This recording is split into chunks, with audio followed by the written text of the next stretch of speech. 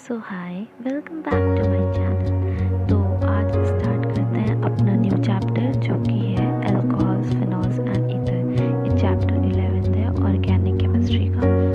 तो इन text question पहले discuss करते हैं। तो इसमें पहला क्वेश्चन क्या है, देखो CH3 और ये CH2OH लगा है। तो हमसे इसमें क्या पूछा है कि हमें बताना है कि कौन सा प्राइमरी है, कौन सा सेकेंडरी है और कौन सा टर्शियरी अल्कोहल है। तो प्राइमरी कैसे हम चेक करेंगे कि यहाँ पे जो है ये हमारा CH2 एक है, ठीक है। ये जो है ये एक कार्बन से ही अटैच है, तो ये 1 डिग्री हो गया। वैसे अगर हम ये देखेंगे ये OH है, तो OH जो CH2 है वो भी 1 डिग्री कार्बन से अटैच है, तो ये भी 1 डिग्री हो गया। फिर बात करते हैं इसका, तो ये भी सेम ऐसे ही 1 डिग्री से अटैच है, तो ये भी 1 डिग्री हो गया। अब इसका देखेंगे तो OH जो है इसका जो CH है, मतलब जो कार्बन है, देखो 2 कार्बन से अटैच है, एक ये कार्बन एक यहाँ पे ये कार्बन ऑलरेडी प्रेजेंट है, तो ये 2 डिग्री अल्कोहल हो गया। और अगर हम इसकी बात करेंगे तो ये CH है, तो इसका जो कार्बन है ये देखो ये 1 डिग्री यहाँ, 1 डिग्री कार्बन यहाँ, एक यहाँ, तो ये हमारा 2 डिग्री अल्कोहल हो गया। फिर उसके बाद यहाँ पे देखेंगे तो यहाँ पे जो OH है इसका जो कार्बन है ये 3 से अटैच है, 3 कार्बन से, ये और ये, तो 3 डिग्री अल्कोहल हो गया। फिर देखो दूसरा क्वेश्चन क्या है कि identify allylic alcohols in the above examples. जी ये हमें क्वेश्चंस दिए हुए हैं, इसमें से हमें बताना है कौन सा एलाइलिक है। तो पहले देखो एलाइलिक होता क्या है, जिस कार्बन से OH कनेक्ट है वो sp3 हाइब्रिडाइज होगा, और उसके जस्ट बाद वाले जो कार्बन होते हैं, जैसे ये देखो ये OH है, ये इसको छोड़ के इसका ये जो है ये डबल बॉन्ड से कनेक्ट है, तो ये होता है एलाइलिक अल्कोहल। तो हमारा देखो पहले तो डबल बॉन्ड देखना है कि कौन सा डबल बॉन्ड है, ये है डबल बॉन्ड और ये वाला डबल बॉन्ड है, और कोई डबल बॉन्ड है नहीं। सेकेंड वाला देखेंगे तो सेकेंड वाले में सॉरी ये भी है, ठीक है, और ये भी है। तो अगर हम डबल बॉन्ड सेकेंड वाले में देखेंगे, देखो ये OH है, इसका जस्ट छोड़ के ये वाला जो है ये अटैच है, ठीक, तो ये है हमारा एलाइलिक अल्कोहल। और अगर हम 6 वाले की बात करेंगे, 6 वाला भी ऐसे ही है, ये OH है, इसका ये कार्बन और इसके जस्ट बाद वाला जो कार्बन है वो डबल बॉन्ड से अटैच है। फिर अगर हम बात करते हैं 4th वाले की, देखो यहाँ पे डबल बॉन्ड यहाँ पे कहीं नहीं है, ना ही यहाँ पे है, तो ये नहीं हो सकता, ठीक है। अब नेक्स्ट अगर 3rd वाला क्वेश्चन देखेंगे तो 3rd वाले क्वेश्चन में क्या है, name the following compounds according to IUPAC system, मतलब इसमें हमें IUPAC नेमिंग करनी है। तो देखो सबसे पहला ये है, ये देखो CH3 CH2 CH और इसमें CH2OH लगा हुआ है। हमें तो लॉन्ग चेन लेनी है, अगर हम यहाँ से चलते हैं तो यहाँ से नहीं ले पाएंगे, क्योंकि ये है यहाँ से 1 2 3 तो ले लेंगे, मतलब 1 2 तो ले लेंगे, ये मिथाइल है, बट जो 3rd में लेंगे यहाँ पे CH2OH है तो दिक्कत करेगा, और यहाँ पे CH2Cl है, ये भी दिक्कत करेगा। तो हम इस चेन को अलग कर लेंगे और इसको अलग रखेंगे, तो ये क्या बनेगा 3 क्लोरोमिथाइल। सबसे पहले यहाँ से नेमिंग करना है, ठीक है, लॉन्ग चेन लेते हैं हमेशा, तो यहाँ से नेमिंग करना है। तो इसके बाद क्या बनेगा 3 क्लोरोमिथाइल, 3 पर क्लोरोमिथाइल है, ठीक है, CH2Cl, क्योंकि एक कार्बन और C1 मैथ होता है, तो मिथाइल 2 आइसोप्रोपाइल पेंटेन 1 अल। सेकेंड पर ये आइसोप्रोपाइल लगा है, C1 मैथ C2H C3 मतलब प्रोपाइल, और पेंटेन 1 अल। फर्स्ट वाले में देखो 1 2 3 4 5 C5 पेंट होता है, और देखो 1 पर अल लगा है, OH लगा है, तो अल हो गया।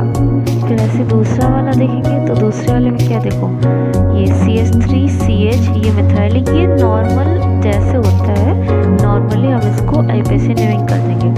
यहाँ से चलेंगे, लॉन्ग चेन लेंगे अपना, देखो 2,5 पर मिथाइल है, देखो सेकेंड पर ये वाला मिथाइल ग्रुप है, 5th पर ये वाला मिथाइल ग्रुप है, 2,5 डाई मिथाइल, 2 मिथाइल है तो हम डाई यूज़ कर रहे हैं।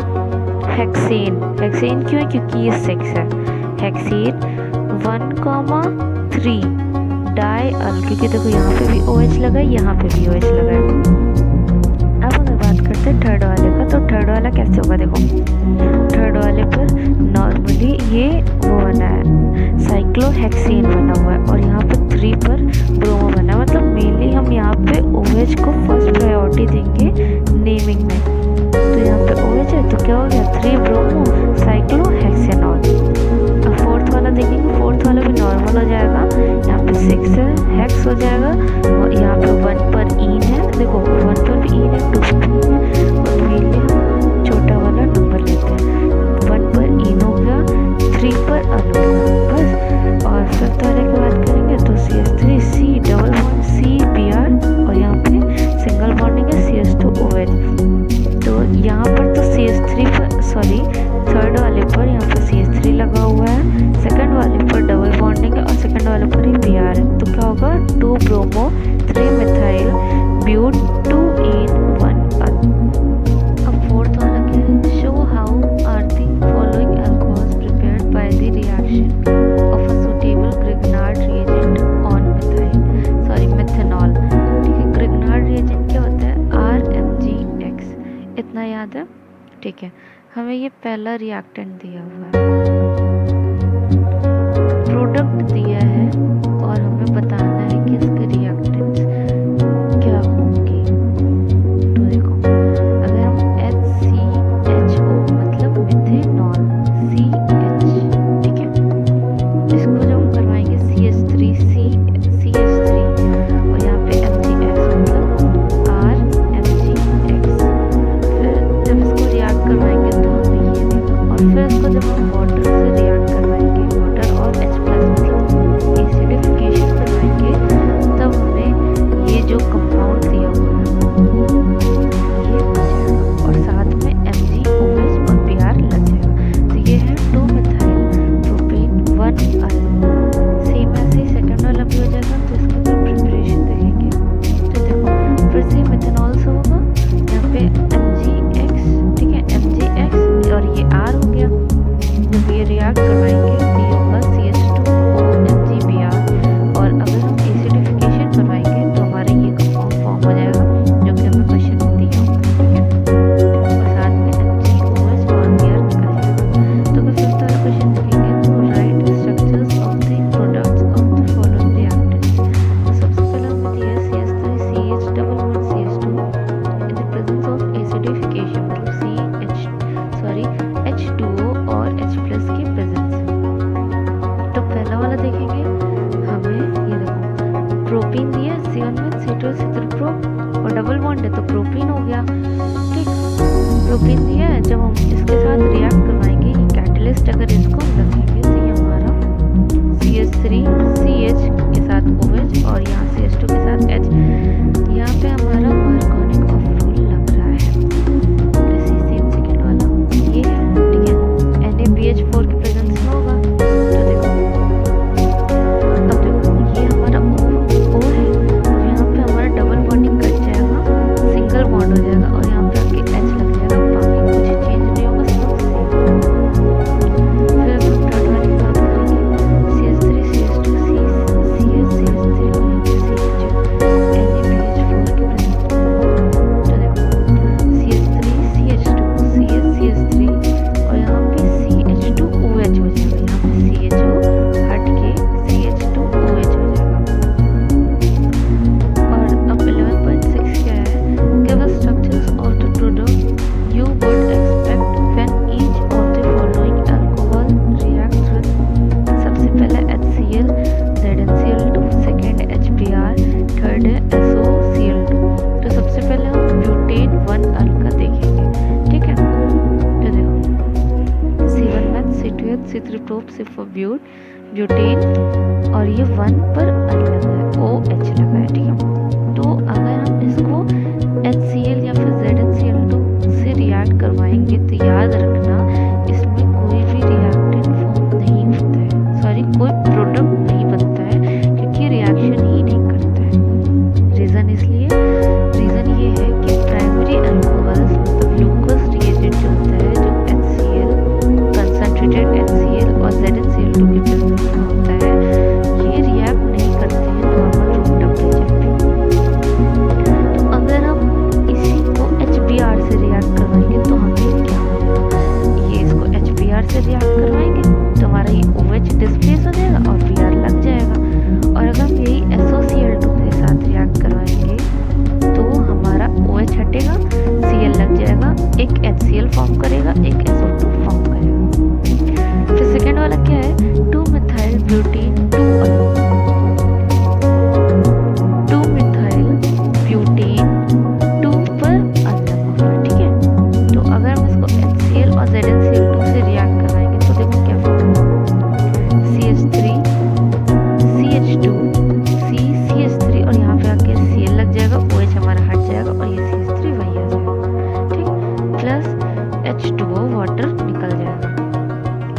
सेकेंड है HBr से कैसे रिएक्ट करेगा।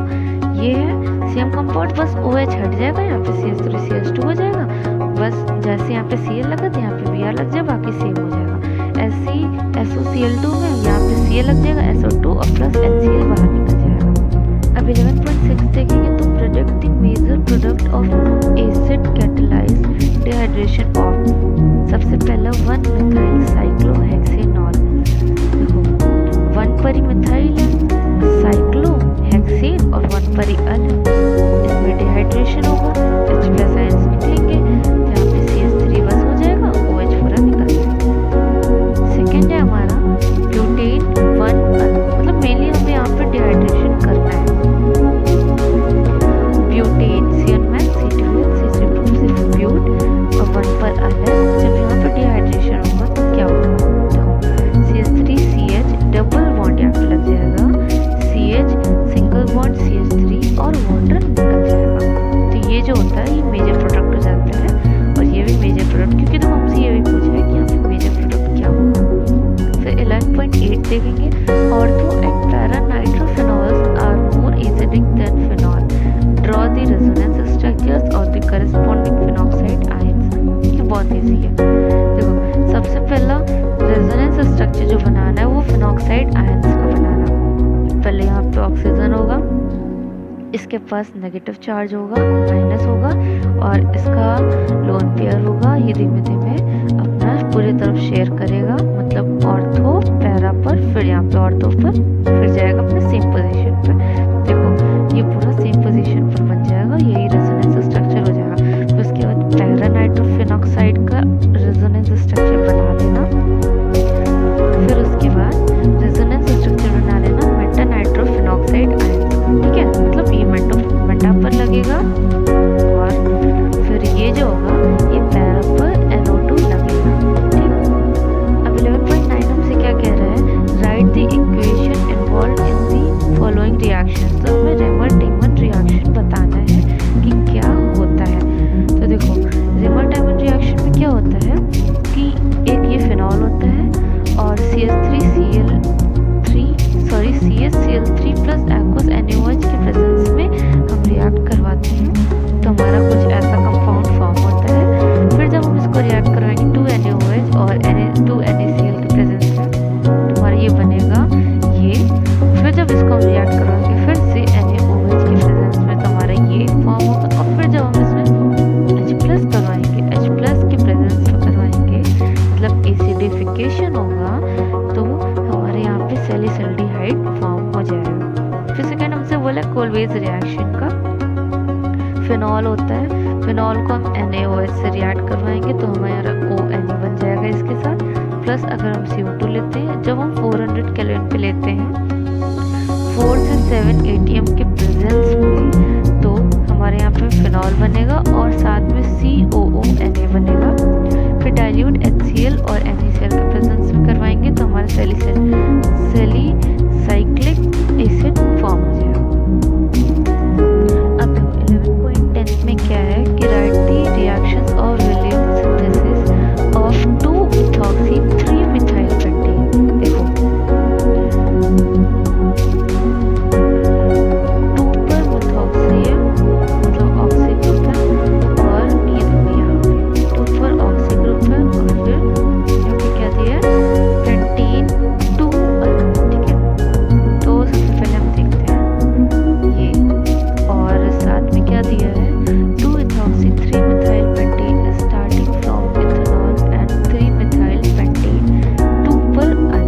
तो अगर हम इसकी प्रिपरेशन देखेंगे तो कैसे होगी, तो CH3CH2OH plus HBr C1 C2H ethanol plus HBr, तो ये क्या हमें देगा CH3CH2Br प्लस H2।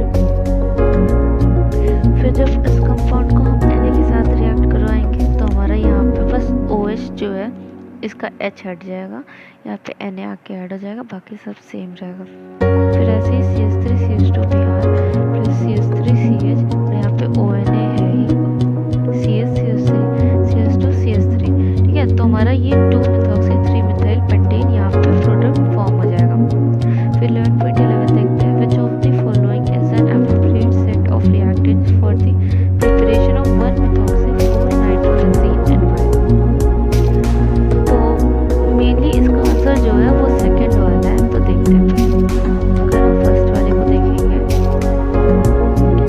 फर्स्ट वाला हमारा क्या, सॉरी सेकंड वाले को पहले देखते हैं क्योंकि सेकंड वाला इसका राइट आंसर है, बट मैं अभी बताऊंगी फर्स्ट वाला। तो सेकंड वाले को देखते हैं। अगर हम इसको लेंगे ONA और यहाँ पे NO2 प्रेजेंट है प्लस CH3Br, तो ये क्या फॉर्म कर रहा है, Na हट जाएगा, यहाँ पे CH3 लगेगा, ये CH3 लगेगा, NO2 सेम रहेगा एज इट इज, और यहाँ पे NaBr फॉर्म हो जाएगा। तो यहाँ पे बनेगा 1-methoxy 4-nitrobenzene। तो देखो सेकंड वाला जो है वो एप्रोप्रिएट सेट है of reactant for the preparation of 1-methoxy 4-nitrobenzene। But अगर हम फर्स्ट वाले की बात करेंगे तो सोडियम मेथॉक्साइड, मतलब ये देखो CH2ONA जो है is a strong nucleophile as well as a strong base. ये स्ट्रॉन्ग न्यूक्लियोफाइल है और स्ट्रॉन्ग बेस भी है। अब 11.12 देखेंगे तो प्रेडिक्ट द प्रोडक्ट्स और द फॉलोइंग रिएक्शंस। तो सबसे पहला CH3 CH2 CH2O CH3। तो देखो N प्रोपाइल मिथाइल ईथर ये है, ठीक है। और अब देखो N प्रोपाइल मिथाइल ईथर जो मैंने बोला था वो है, जब यहाँ पे हमारा HBr के साथ रिएक्ट कर रहा है तो ये क्या फॉर्म करेगा, CH3। ये देखो ये इतना जो सेपरेट हो जाएगा CH3 CH2 और यहाँ पे आके OH ऐड हो जाएगा प्लस CH3 और ये Br, ठीक है। और ये H जो है वो यहाँ पे आके ऐड हो जाएगा, ठीक। ऐसे ही वैसे ये O C2H5 plus HBr। C2H5 जो है वो पूरा डिस्प्लेस हो जाएगा, एक H रह जाएगा, इसका एक H जो वो यहाँ पे आके ऐड हो जाएगा, यहाँ पे फिनॉल बन जाएगा और यहाँ पे C2H5Br। तो इसका नेम क्या होगा, इथॉक्सीबेंजीन। ये फिनॉल हो गया, ये ब्रोमोबेंजीन हो गया। फिर अगर थर्ड वाले की बात करेंगे तो यहाँ पे इथॉक्सीबेंजीन है, ठीक है। और ये जब कंसनट्रेटेड H2SO4 या फिर कंसनट्रेटेड HNO3 के प्रेजेंस में करवाएंगे तो सबसे पहले 4-इथॉक्सी नाइट्रोबेंजीन लगेगा। देखो कैसे होगा, यहाँ पे हमें क्या पता है, एक पैरा पर NO2 लग सकता है, एक ऑर्थो पर, ठीक है। तो पहले हम पैरा पर लगाते हैं, फिर देखो सेम ऐसे ऑर्थो पर भी लगाते हैं। सबसे वाला क्या है, CH3 का होल थ्राइस